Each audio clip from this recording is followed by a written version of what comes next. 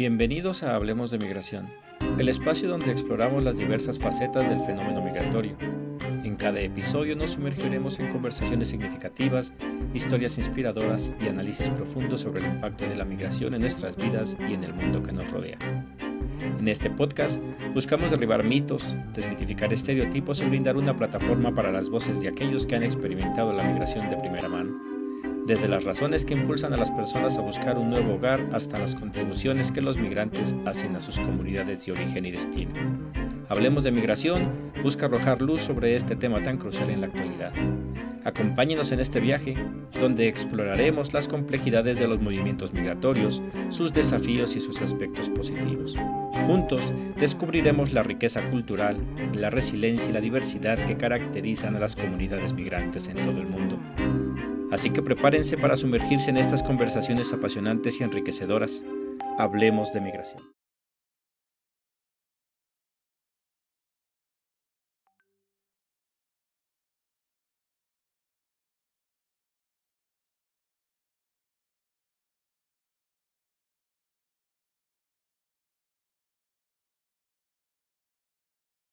De, de migración, como en todos los números, hemos hecho una recopilación de notas periodísticas en medios nacionales, aquí en México como internacionales, específicamente en Estados Unidos, pero algunos artículos tomados del Salvador, allá de España, en donde pues los flujos migratorios también son algo que es una constante ya desde hace mucho tiempo. Y bueno, es lo que vamos a presentar el día de hoy. Como siempre, abrimos con nuestro editorial, lo que para nosotros representa hablar de migración en una fecha tan importante como es esta mayo, 1 de mayo, esta día de trabajo en el cual en Estados Unidos ya desde hace algunos años se han venido dando estas marchas de los trabajadores, eh, y en especial últimamente de los trabajadores mexicanos de la comunidad migrante en Estados Unidos,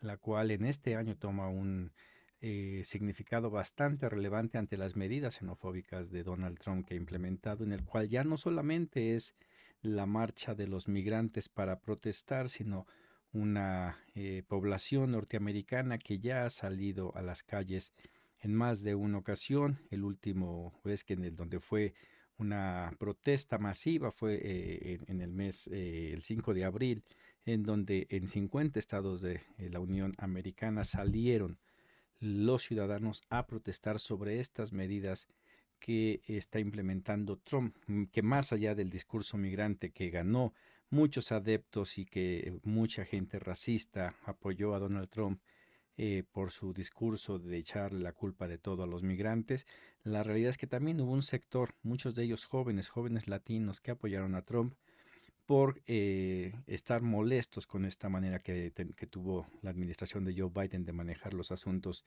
económicos del país, y que evidentemente pues pensaron que con Donald Trump, por ser una persona adinerada, que supuestamente él se vende como un muy buena persona que hace negocios, iba a sacar a Estados Unidos de este bache económico en el que ya ha estado bastantes años, y pues hoy se dan cuenta que no solamente no los ha sacado, sino que está afectándoles bastante con estas guerras de las tarifas. Hablamos de eso, hacemos en nuestro editorial en este mes una comparación de lo que significó en aquel entonces los mártires de Chicago, estos trabajadores que buscaban la jornada de 8 horas, y que cómo fueron reprimidos, 8 de ellos llevados a cárcel, 4 de ellos condenados a muerte, uno muriendo en una situación un tanto sospechosa, y otros que fueron a cadena perpetua.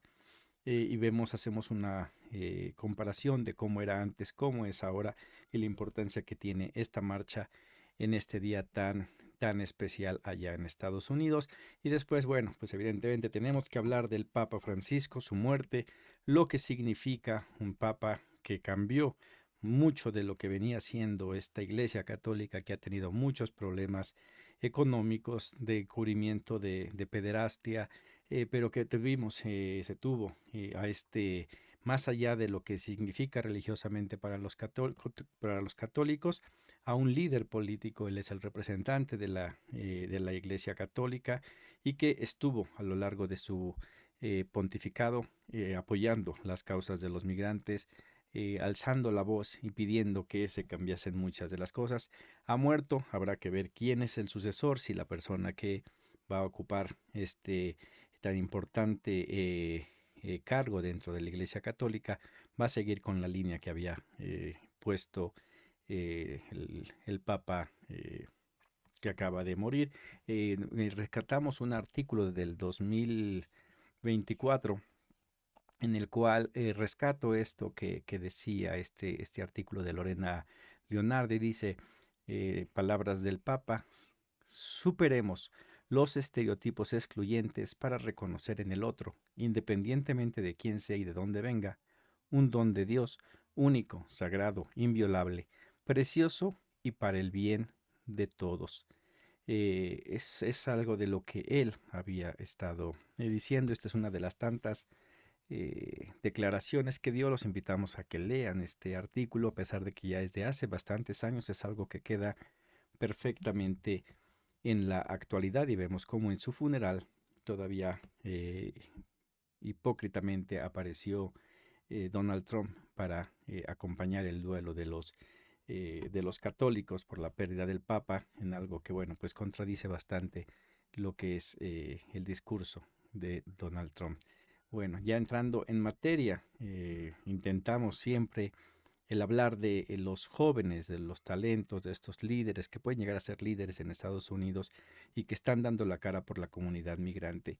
Y en esta ocasión ponemos aquí a su disposición este artículo de Araceli Martínez Ortega. Es una entrevista que le hace a una estudiante allá en Estados Unidos. El título de este artículo es: estudiante de Cal State de Los Ángeles se convierte en influencer del idioma zapoteco, dice María Velasco, un estudiante de posgrado de Cal State Los Ángeles, se ha convertido en una influencer del zapoteco en la búsqueda de que el idioma de su madre, que predomina en el corredor oaxaqueño en el barrio de allá en Estados Unidos de Koreatown, no se pierda entre los inmigrantes oaxaqueños y sus familias.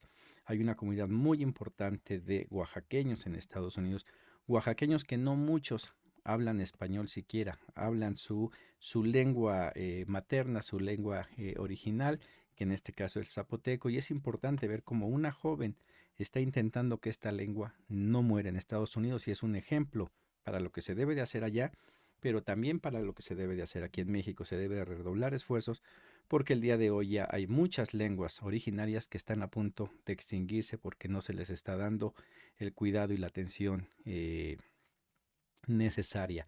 En México, a pesar de que el idioma oficial es el español, recordemos que el español es traído por los españoles durante la conquista, y que pues al día de hoy van ganando la batalla, puesto que se han empezado a perder estas lenguas originarias, y ojalá y se pueda hacer algo como lo que está haciendo María Velasco, rescatar las lenguas de nuestros ancestros. Si se pierde la lengua, se pierde también gran parte de la cultura. En otro artículo, este es del diario La Jornada, se afilian al Seguro Social más de 13,000 mexicanos que trabajan en Estados Unidos.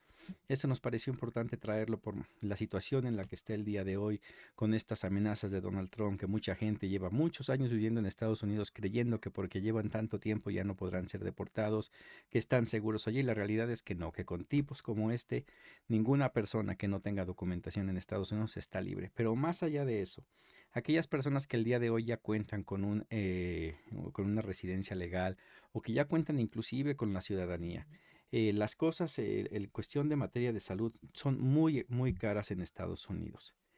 Y es bueno el poder invertir en la salud de uno.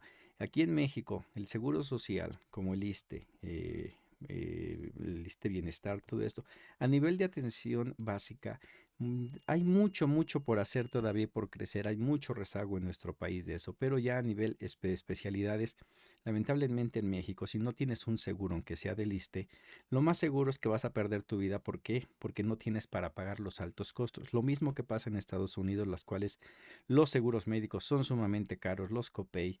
Todo esto hace que merma mucho el salario de los trabajadores, y evidentemente pues eso pega a la economía familiar.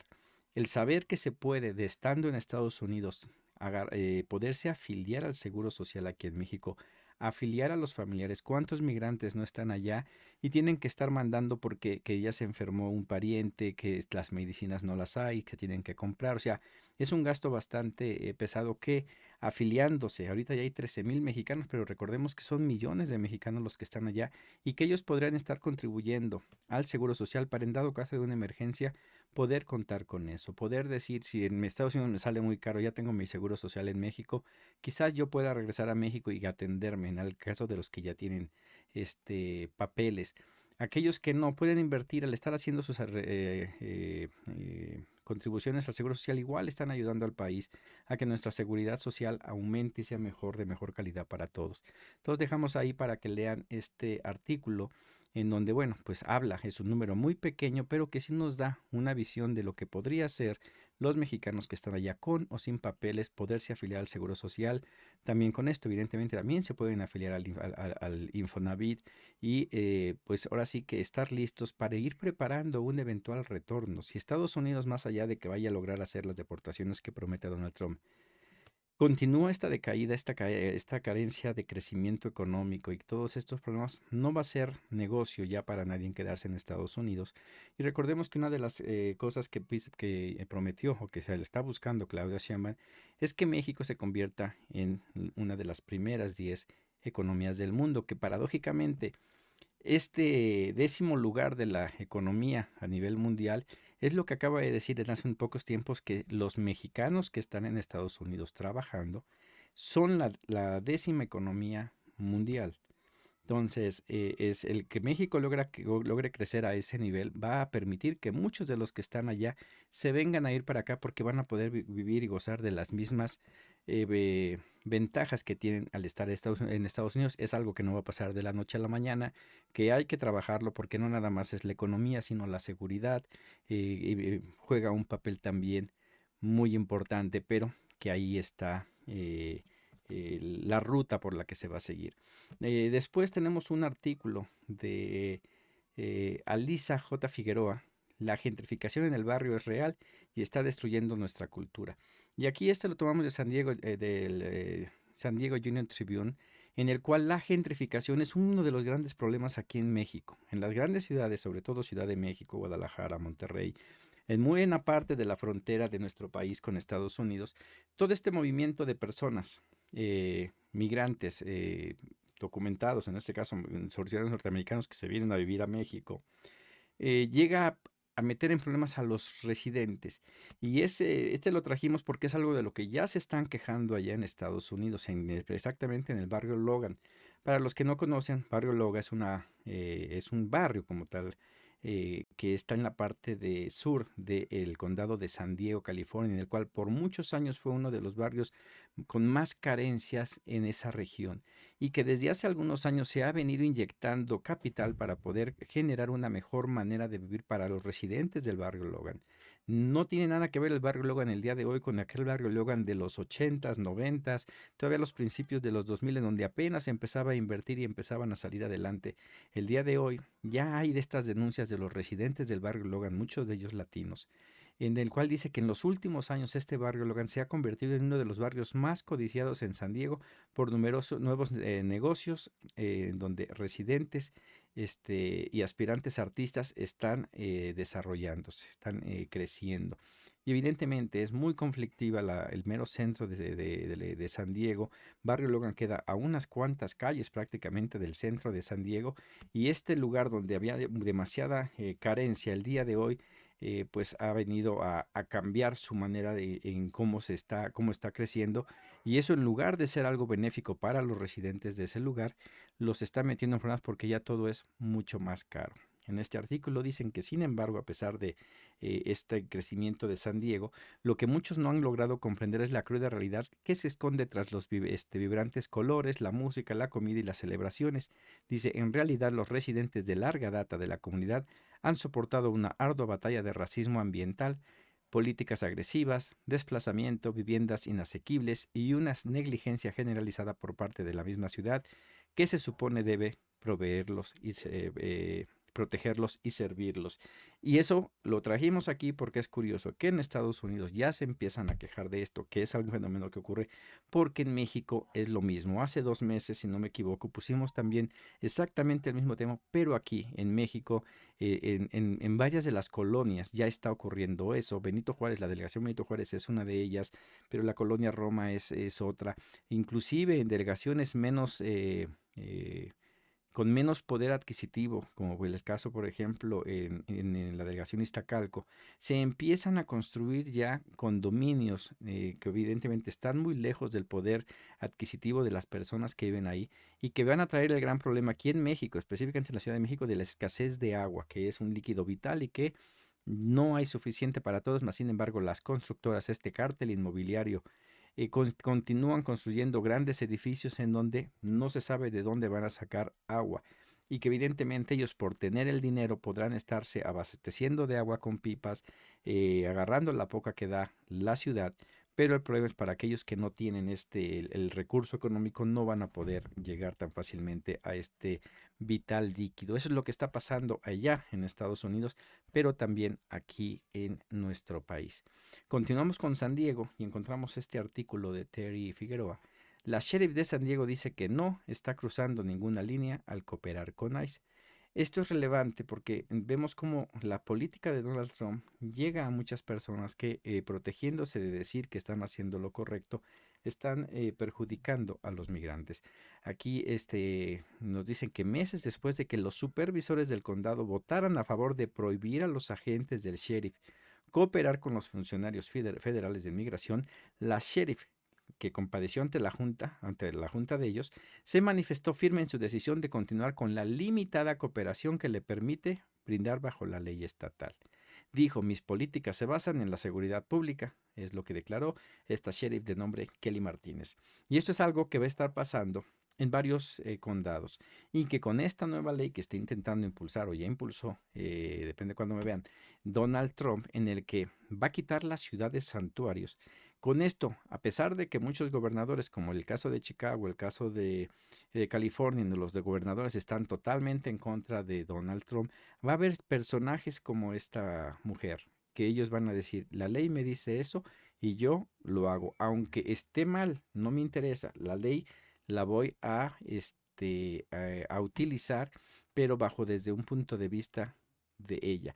En San Diego, que es donde conozco, por muchos años se ha intentado hacer exactamente eso, que los policías ejerzan funciones de ICE. Y es algo en que los mismos policías en su momento dijeron, no estamos listos porque a nosotros no nos entrenaron para eso, nosotros estamos para cuidar, para proteger. Y sin embargo, las funciones de un agente de migración son totalmente diferentes, que es algo que podemos ver también aquí en México. La única instancia facultada para tratar a los migrantes es el Instituto Nacional de Migración, que se puede valer del apoyo de Guardia Nacional y la policía, pero los que tienen que estar al frente son los de migración. Bueno, pues en Estados Unidos es parte de lo que se está viendo y pues esto es para ver cómo realmente, a pesar de que no se han dado las deportaciones que se prometieron, sí el temor, la represión, el estar presionando a la comunidad migrante es algo que no se va a dejar de ver mientras Donald Trump y su política estén en el mando. En otro artículo que va por ahí también de los migrantes, de la Tribuna Hispana, titulado Palantir construye el Immigration Notes del ICE para rastrear a migrantes. Y esto lo ponemos aquí para informarles a ustedes la tecnología como avanzada. En las últimas pláticas o trabajos que se hicieron para una reforma migratoria que ya se fue bastantes años, se hablaba de que no podía venir una reforma migratoria menos que si existiera la posibilidad de verdaderamente cuidar las fronteras. Y estamos hablando por ahí del 2010, antes del 2010. Yo tuve la fortuna, desfortuna, no sé, de haber sido detenido en el 2010 por migración. Y al ser yo trasladado de un centro a otro, pude ver que tenían el material, el equipo tecnológico más sofisticado de la época. Es parte de lo que yo estudié, que fue administración de redes, en el cual yo sabía sé cuál es el mejor equipo que había en ese entonces, y ya lo tenían. Y que el día de hoy vemos cómo este sistema operativo que están impulsando y en el cual le van a meter mucho dinero, es para poder tener un seguimiento de las personas que no tienen papeles.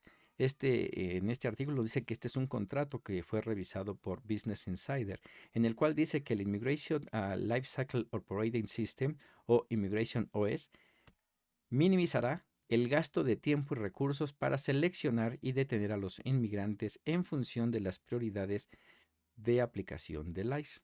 En el caso de la autodeportación, recordemos que Donald Trump está impulsando así como estaba el CBP One, ahora está el CBP Home, en el cual quiere que todos los migrantes indocumentados se registren, es decir, tú regístrate para que puedan sacar, para que tú solito digas que te vas a ir, sin ver a un juez ni nada, simplemente entiende que no está aquí y pues vete, pero regístrate. Pero más allá de eso, quiere que todos los migrantes indocumentados se registren. En dado caso de que no se registran, pues vendrán severas consecuencias, según lo que él dice. Pues esta aplicación lo que va a servir es para decir, ¿cuánta gente necesito sacar al día para cumplir con mis números? Y teniendo esta base de datos, va a ir. No le va a interesar si la persona es un ciudadano de bien o si cometió algún delito. Ellos simplemente van a ir para sacar a la gente según lo que ellos necesiten y dónde lo necesiten. Y con esto van a presionar exactamente gobiernos demócratas en donde dicen, van a querer golpearlos con estas deportaciones. O sea, se están preparando para lo que Donald Trump quiere, que son deportaciones masivas. Y esto lo digo porque hay muchos líderes que están diciendo, no se preocupen, ya ven cómo no están sacando a la gente en los números que decían, nada más están hablando, no, la realidad de las deportaciones es una realidad que está todos los días presente en la vida de un migrante indocumentado. Cualquier día te pueden detener, cualquier día te pueden sacar. ¿Por qué? Porque lo han venido haciendo por años. Obama sacó a millones de migrantes indocumentados. Trump también. Biden también. Trump lo va a volver a hacer. ¿Por qué? Porque es un negocio. Desde el momento en el que se criminaliza la migración y que se empieza a lucrar con ella, es un gran negocio que no van a soltar y lo van a seguir utilizando porque hay mucho dinero de por medio. Entonces tenemos que estar preparados, tenemos que estar informados para saber qué hacer. Una de las grandes necesidades que hay es informarle a los migrantes indocumentados o documentados, inclusive residentes legales, los derechos que tienen y que si llegan a ser detenidos por ICE, tienen derechos y tienen que exigir que se les respeten sus derechos.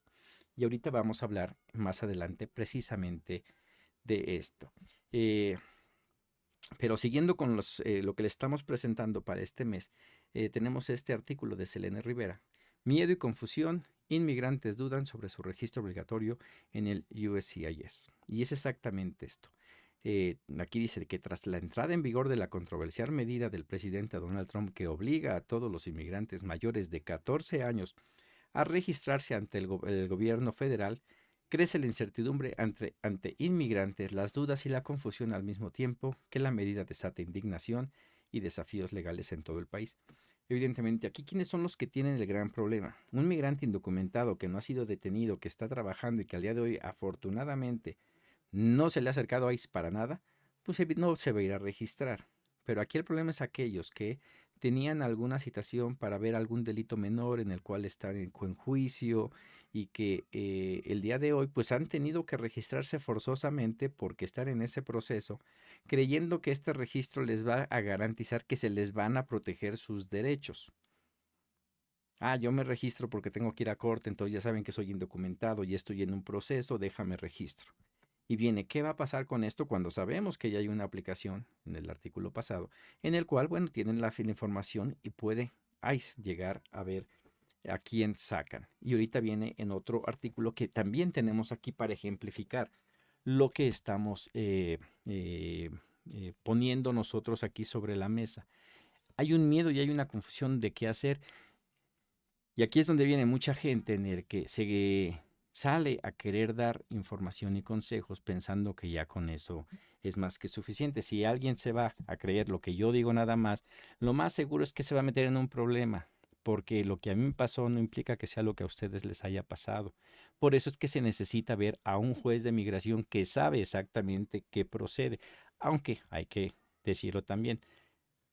Sabemos de abogados de migración que también están confundidos y que no saben qué decirles a sus clientes, que saben que tienen que ir a su corte porque es la ley y que están haciendo las cosas como debe de, pero que también no están con la certeza de que no les van a hacer absolutamente nada. Pero aún así es importante ir a hablar con el abogado para que el mismo abogado les pueda decir, orientar cuáles son sus opciones. Continuando en este tema de las autodeportaciones, dice Autodeportaciones, triunfo del racismo. Este es un editorial de La Jornada, en el cual nos dice que de acuerdo con organizaciones de apoyo a migrantes, el presidente Donald Trump está logrando uno de los objetivos declarados de su cruzada racista, hacer la existencia de los buscadores de asilo tan miserables que estos se autodeporten desde Estados Unidos hacia sus países de origen o bien a México. En el caso de casi 1 millón de migrantes que llegaron al país a través de la aplicación CBP One, habilitada por la administración de Joe Biden, a fin de ordenar el flujo migratorio y proveer un camino a la residencia a quienes pasarán pruebas como revisión de antecedentes. Como vemos, primero viene la plataforma que ya está para todos los registros de X o Y situación migratoria, los que están pidiendo asilos, los que están en algún tipo de corte judicial.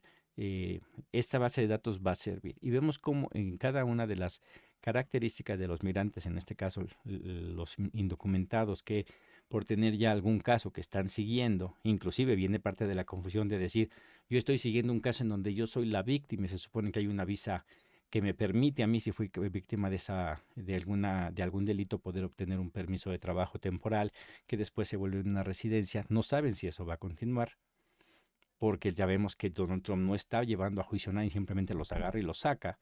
Después viene esto de las autodeportaciones, que por quienes van, pues va por todos aquellos que hicieron lo que Estados Unidos les pidió. Fórmense en la línea, pidan su asilo y esté esta aplicación, y ellos entraron legalmente, y hoy 1 millón de personas están en la incertidumbre de si se va a respetar que ellos hicieron el procedimiento correcto, o si de una decisión, de un dedo que diga Donald Trump, se van ellos, en ese momento él cumple su promesa de 1 millón de migrantes deportados. Que esa es una trampa muy fea, porque básicamente Estados Unidos le dijo, vengan, si yo les voy a abrir las puertas para después sacarlos. Y con eso él va a justificar sus números, y evidentemente estas mentes cerradas de los supremacistas blancos no van a ver eso y van a decir, sí es cierto, Donald Trump es el mejor presidente que pudimos haber tenido. Bueno, son de las cosas que están pasando por allá, y pues tenemos que llegar pues al actor principal de esto, que es Donald Trump. Y aquí tenemos un artículo de Luke Botwater. Trump dice que los migrantes indocumentados no requieren juicio antes de ser deportados. Y ese es el gran problema.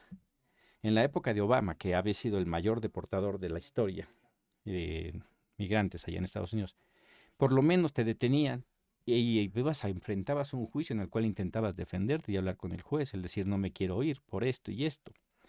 El día de hoy el gran problema es que Donald Trump se lo quiere saltar y dice, como entraron indocumentadamente, no merecen que respetemos sus derechos humanos, siendo que todo el mundo está de acuerdo en que debe de ser. Para Estados Unidos, el entrar sin documentos es un delito. Yo varias veces he dicho que no lo es. No lo es en base a derechos humanos. Dice que hay el derecho de migrar, y de hecho y la ONU es la que dice que el migrante puede entrar, es algo administrativo. No son detenidos, no son prisioneros. Son detenidos para ver su estatus migratorio, y si no, deberían estar en el país, ser removidos, pero primero tiene que haber un juicio. ¿Por qué? Porque hay acuerdos internacionales que Donald Trump no reconoce, pero que históricamente se han llevado y se han implementado, y el primero que solicitó eso fue Estados Unidos. Difícilmente algo pasa en la ONU si Estados Unidos no está de acuerdo. Como muestra, Cuba sigue siendo tratado de esta manera por Estados Unidos en un bloqueo genocida, siendo que todo el mundo dijo que deben de quitar ese bloqueo, que deben de quitar a Cuba de la lista de países que financian o apoyan el terrorismo, y simplemente porque Estados Unidos no quiere, no lo logran quitar. Ese es el poder de Estados Unidos, y esa es la hipocresía de Donald Trump. ¿Qué pasa cuando la gente quiere hacer su trabajo bien? Y vamos a hablar más adelante, que cuál es la incertidumbre del migrante al llegar a una corte en donde tiene que ir y está cumpliendo con sus obligaciones cívicas. Y tenemos este artículo de Jesús García. Fiscales acusan de obstrucción a jueza detenida por el FBI por arresto de inmigrante. Aquí nos dice que la jueza de circuito del condado de Milwaukee, Wisconsin, Hannah Duncan, fue acusada de 2 cargos. Uno de ellos por la obstrucción de procedimiento de una agencia federal, luego de haber sido arrestada por agentes del FBI por presuntamente evitar la detención de un migrante indocumentado. ¿Qué pasó? Está en juicio ella, llegan a intentar detener a la persona que está siendo enjuiciada y ella hace esto. Fíjense, en el artículo dice que 6 agentes de ICE intentaron detener a Flores Ruiz durante su audiencia judicial, pero acusan que la jueza Durán se llevó al migrante a un espacio reservado para jurados para evitar el arresto. Evidentemente, la responsable de donde está el juicio es la jueza. Ella puede tomar la decisión que quiera ahí, es la máxima autoridad. Más sin embargo, llega ICE, entra, y uno dirá, no, pues es que está bien, porque lo escondió si lo estaban arrestando, pero ella dice, previamente la jueza y otro personal de la corte señalaron su desacuerdo con arrestos en y alrededor de tribunales, que recordemos que es algo que se había, que lo quitó Donald Trump, pero se estaban respetando esos lugares, escuelas, hospitales, las cortes. Y que después por ahí viene esa es la pelea que hay amparos o hay jueces que le dicen al Trump no lo puedes hacer y lo quitan, pero quitan y ponen estas locuras de Donald Trump que no se sabe cuándo pueden y cuándo no pueden hacer algo. Pero aquí lo interesante de esto es que la misma jueza le preguntó a los agentes si tenían una orden judicial. Si ellos hubieran llevado una orden judicial de detener a esta persona para llevársela, ella lo hubiera entregado, pero ellos dijeron, no, no la traigo. Si no traen una orden judicial, no pueden llevarse a nadie. Para aquellos que han tenido ya la tarjetita roja de conoce tus derechos, saben eso. Ahí llega y toca tu puerta y si no trae una orden judicial, no pueden entrar. Mas, sin embargo, vemos cómo no se está respetando la ley, ni siquiera con los jueces de allá. Bueno, en otro artículo de Terry Tang, surgen temores de etiquetación racial por política de registro para inmigrantes en Estados Unidos. Lo pusimos igual para dar un poquito más del contexto de lo que está pasando con esto de si me registro, no me registro, todos los problemas con los que me pueda yo meter. Aquí dice que el plan de gobierno del presidente Donald Trump de exigir estrictamente a cualquier persona que se encuentre en Estados Unidos sin autorización legal que se registre ante el gobierno y porte documentación genera temores de un incremento de etiquetación racial, que en el caso mío, yo digo, eso, aquí hablan en este artículo de lo que recuerda ciertas medidas represoras, no usan lo que a mí me vino a la mente, que fue en automático el genocidio en la Segunda Guerra Mundial, como los alemanes obligaron al pueblo de Israel a manifestarse quién era judío y ponerse ahí su marca, la misma ideología de Donald Trump. Y lamentablemente esa misma ideología, tonta y curioso, esa misma ideología que llevó a millones de personas a morir, muchos de ellos judíos, el pueblo israelí, uno de los más oprimidos por este personaje que fue Hitler, el día de hoy está cometiendo actos bastante malos contra el pueblo de Palestina y quien lo defiende es Donald Trump. Y a quien defiende Israel es a Donald Trump. En fin, continuamos con el siguiente que dice, Estados Unidos, este es el de, aumentan las denuncias sobre centros de detención migratorios en Estados Unidos. Ya hemos hablado, tengo una entrega por ahí completa de lo que son centros de detención en Estados Unidos. Aquí presentan uno en específico que es de los primeros centros de detención que hubo en Estados Unidos, lo cual quiere decir que es muy viejo y lo más seguro es que ante la falta de apoyos económicos esté en muy malas condiciones. Y hablan aquí de todo lo que está pasando allá, de una miedo que hay incluso por parte de los guardias que cuidan a los migrantes. ¿Por qué? Porque es muy poco personal y están siendo sobrepoblados estos centros de detención. Los invitamos a que le den una leída a este artículo para que se den una idea de cómo está la situación allá. Volveremos a hablar en alguna otra ocasión nuevamente de los centros de detención y ahondaremos en lo que está pasando, cuántas gentes no se están muriendo. En el 2019, a pesar de que se creó una agencia para revisar las condiciones de los centros de detención, la realidad es que el día de hoy continúan pues con muchas carencias. En otro artículo, este es también de la jornada, dice Estados Unidos el enemigo interno. Esto es algo que Donald Trump había estado diciendo desde su campaña, el enemigo interno de Estados Unidos, que en este artículo hablan que el enemigo interno es Donald Trump por las decisiones que está tomando. Mi reflexión al leerlo, y los invito a que lo lean, es que no, que realmente el enemigo interno de Estados Unidos no es Donald Trump, sino que Donald Trump sabe que todo el pueblo norteamericano es su enemigo y va a hacer lo que pueda para irse absolutamente sobre todos e incluso sobre aquellos que votaron por él. Él representa un grupo muy pequeño de las personas más poderosas económicamente del mundo y lo que hace lo hace para ellos. Y los demás son su enemigo. Los invito a que lo lean y ahí me digan qué piensan de esto.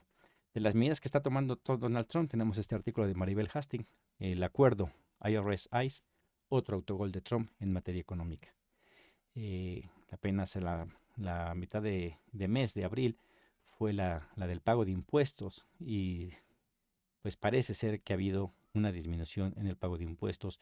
Esto ante la amenaza de que el IRS iba a compartir la lista de los que usaban el IT number para poder, eso lo iba a compartir a ICE para que pues pudiera saber, tener una idea de quiénes eran los migrantes indocumentados y evidentemente ir por ellos. Esto le va a causar un fuerte golpe a la economía de Estados Unidos. Sin embargo, ya sabemos que eso a Donald Trump no le interesa. Ojalá y que los ciudadanos norteamericanos que votaron por Trump que se den cuenta que sí y dejen de estar apoyándolo y que pues acudan a la marcha 1 de mayo para apoyar a los trabajadores, a todos los trabajadores, pero específico a los trabajadores migrantes que son los que han hecho América o Estados Unidos en este caso, o inclusive América completo, porque han hecho grande Estados Unidos, pero también han sacado de la pobreza a sus comunidades, a sus familias en sus países de origen.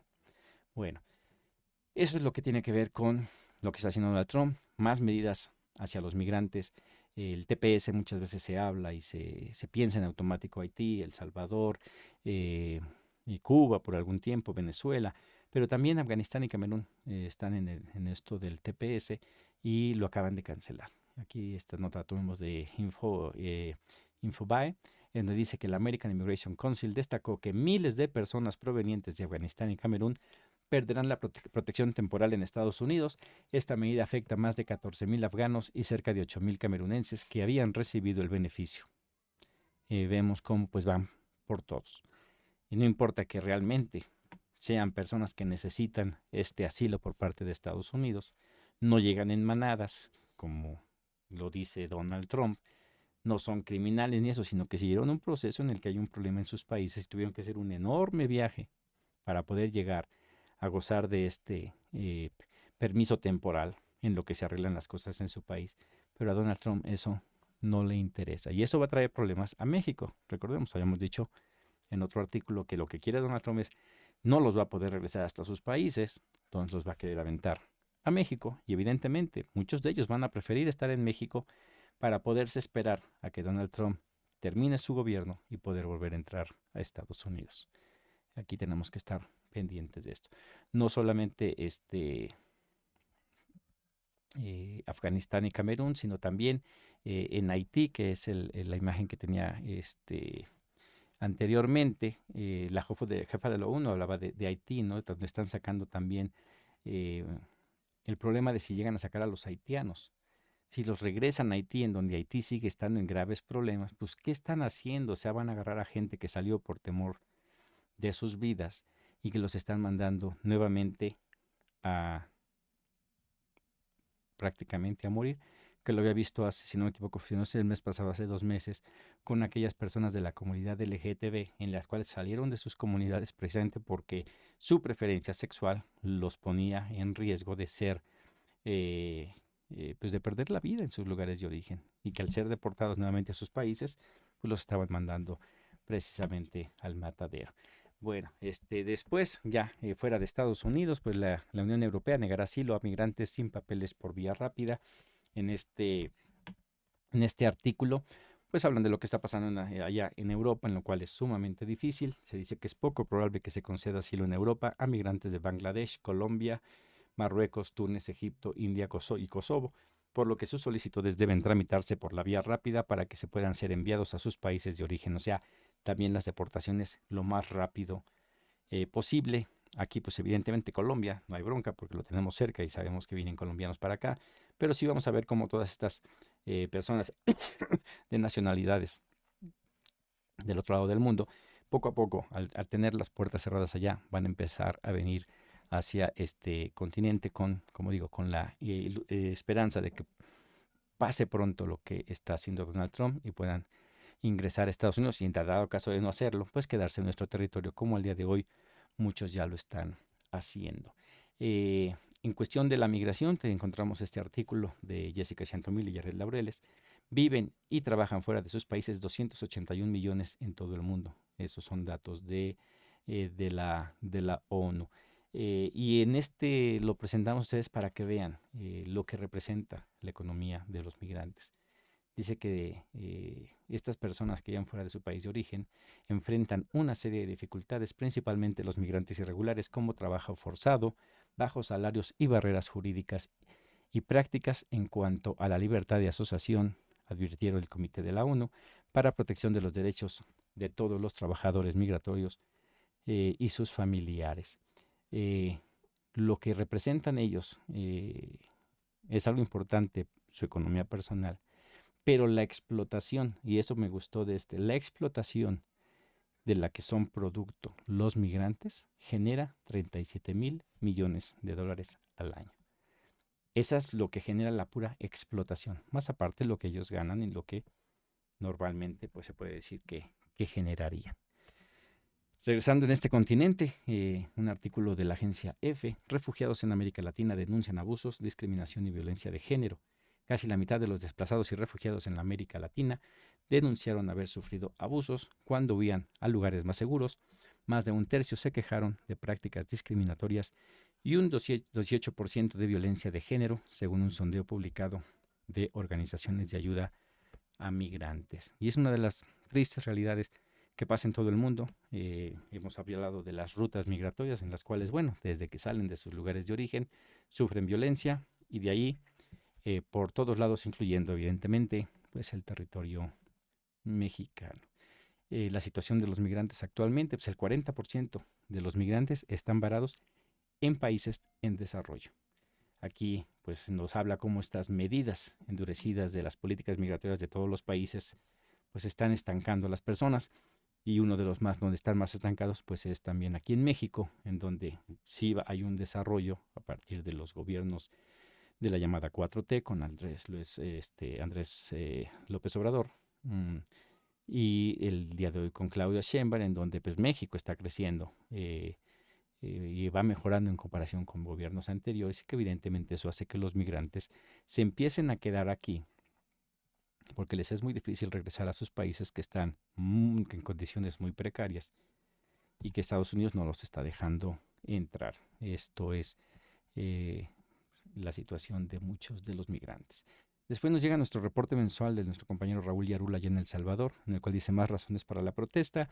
Igual aquí, así como nosotros hicimos nuestro análisis de lo que es el 1 de mayo allá en lo que significa en Estados Unidos con los mártires de Chicago, él también aquí hace un breve análisis de lo que viene representando este 1 de mayo, lo que está pasando en El Salvador. Nos da un reporte bastante detallado. Lo invitamos a que lo sigan a él. Cada semana da su reporte de lo que está pasando en El Salvador con todas estas acciones que pues el gobierno de Bukele está implementando. En otro artículo, de varias asociaciones, la AP, la AFP, Reuters y The Independent, venezolanos que desisten de llegar a Estados Unidos regresan por el mar, una ruta más peligrosa. Aquí hace unos días, una semana, estábamos hablando de que muchos migrantes aquí venezolanos en México estaban solicitando ser regresados. No tenemos la información por qué estaban atorados aquí en México, pero ellos querían regresar. Y pues ante la incapacidad a veces económica de poder regresarlos a todos de manera expedita, muchos están regresando por la vía marítima, lo cual implica un gran riesgo, tanto cuando vienen de allá para acá, pero también de regreso, en donde vemos cómo, inclusive ya cuando los migrantes finalmente deciden, ok, no voy a poder llegar a donde iba, me quiero regresar, se encuentran todavía con peligro, con mucho peligro y la incertidumbre de que, ¿qué voy a hacer cuando regrese del lugar en donde salí porque no podía ya vivir bien? Uno de los grandes problemas que enfrentan nuestros migrantes, y esto lo ponemos aquí pues para crear conciencia de los problemas que traen. los migrantes y que no terminan, inclusive cuando deciden regresarse. Y este otro artículo es del crecimiento que empieza a haber en México. Por primera vez en mucho tiempo, el agro desbanca las remesas en la captación de divisas. Este es un artículo de Braulio Carvajal, donde dice que las exportaciones agroalimentarias desbancaron a las remesas como el principal generador de divisas del país. Esto es en un contexto en el que las transferencias de los connacionales se han desacelerado y los envíos de productos del campo a Estados Unidos aumentaron pese a las constantes amenazas arancelarias del presidente Donald Trump.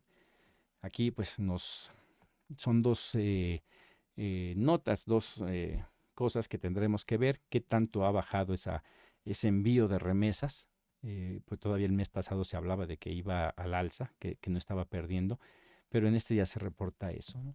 Y también si esto del aumento de exportación, cuáles serían las consecuencias si es, o las causas, porque ya tenemos más producción en México o porque Estados Unidos está teniendo problemas y está comprando, y si esta exportación no deja con problemas al campo mexicano. Uno de los grandes problemas aquí del campo mexicano es que la mayoría de las cosas se van a Estados Unidos, lo de mejor calidad, y aquí se queda lo peor, y muchas veces no deja nada y se tiene que importar cosas de menor calidad de otros países porque no alcanza para el abasto de nosotros mismos, que es uno de los problemas, la generación de pobreza, las causas de la migración.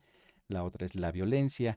Y bueno, en este caso de la violencia encontramos este artículo de Arturo Sánchez Jiménez: por tierra y en vehículos privados, el mayor tráfico de armas de Estados Unidos a México. Aquí nos dice que el tráfico ilícito de armas de Estados Unidos a México ocurre mayormente por la frontera terrestre en vehículos no comerciales, de acuerdo con un informe de Small Arms Survey, fuente de información sobre el mundo de las armas de fuego, que es referencia para las organizaciones internacionales. Yo sí creo que la mayoría el tráfico de armas entra por tierra, sobre todo a partir de que todo lo que es el comercio de los envíos de carga de las aerolíneas por vía aérea están llegando a la IFA y está tomado el control por el ejército, pero no creo que sea en autos privados. Habrá que revisar de dónde se sacan esta información, eh, para ver si realmente es así o no, por la cantidad de armamento que hay. No es fácil meter una de esas armas súper grandes a México sin que se den cuenta en un carro privado. Pero bueno, esa es la información que hay ahí y pues es para el debate. En cuestión aquí de cuál es la situación de la violencia también con México, encontramos este artículo de La Jornada. Por 5 años el narco fue dueño de poblado y minas en Sonora. Y aquí nos hablan que el problema de la Ciénega, municipio de Pitiquitos, Sonora y sus alrededores se encontraron bajo el control absoluto de grupos criminales que se apoderaron de ranchos y caminos, así como de recursos minerales que se convirtieron en una millonaria fuente de financiamiento para el cártel del Sinaloa, señalaron asesores de seguridad minera durante un operativo de vigilancia realizado la semana pasada en localidades ubicadas al noreste del estado. Y vemos como el poder del narco está en todos lados. Alguien que no podría imaginarse que las minas estuviesen bajo el control del narco, ahí está. Y que aquí la pregunta que sale es, ¿y el gobierno por qué no había hecho nada al respecto? Cuando una de las acciones más fuertes que dio el gobierno de López Obrador iniciando su gobierno fue ir sobre el huachicoleo, que era también uno de los grandes negocios de muchos, pero pues ahorita han pasado años y el narco sigue siendo dueño de muchos lugares, minas, campo, de todos lados. En otro artículo, ya para ir cerrando, Gustavo Castillo García nos presenta: pueblos de Guerrero dejan cultivos ilícitos y vuelven a maíz y mango. Esto es algo alentador, viendo que si ya se logra empezar en México a, a sembrar y que sea negocio para los campesinos, que normalmente la mayoría de los campesinos, cuando todo se da bien con los apoyos pertinentes, sí hay posibilidad de vivir de una manera decente, sin las carencias que caracterizan al campo mexicano. Y pues habrá que ver qué es lo que está ocurriendo. Aquí evidentemente esto fue con el apoyo de la Secretaría de la Defensa Nacional. Aquí no sé que en Dircios, la cual es una localidad, una población, es una de las poblaciones serranas en las que habitan no más de 100 personas, quienes día a día enfrentan falta de fuentes de empleo y oferta educativa, abandono escolar, analfabetismo, violencia e inseguridad, como muchas otras comunidades de esa entidad. Hasta hace poco, su fuente de ingresos era el cultivo de marihuana y amapola. Sin embargo, integrantes de las Fuerzas Armadas han detectado una reducción de los cultivos ilícitos y el retorno a la producción agrícola gracias a la entrega de recursos mediante los programas sociales, lo que ha impulsado la siembra de maíz y de mango. Aquí el coronel de infantería, Carlos Javier, declaró: los programas sociales han dado resultados y ha disminuido la siembra de marihuana y amapola en el estado de Guerrero. Habrá que darle seguimiento si nada más es en esta población o si es algo que se va a empezar a hacer de manera general.